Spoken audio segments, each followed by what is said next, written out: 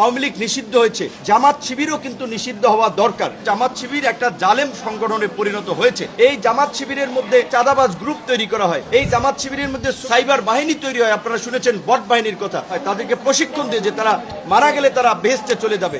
সারা দেশের কর্মকাণ্ডটা দেখাচ্ছে যে জামাত শিবির একটা জালেম সংগঠনে পরিণত হয়েছে।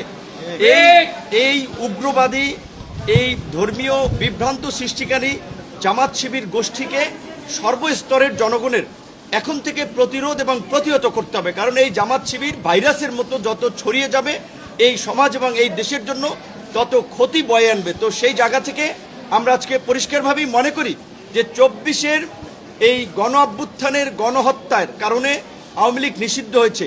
71-এ কিন্তু এর চেয়েও ভয়াবহ গণহত্যা, লুটপাট, গণধর্ষণ হয়েছে।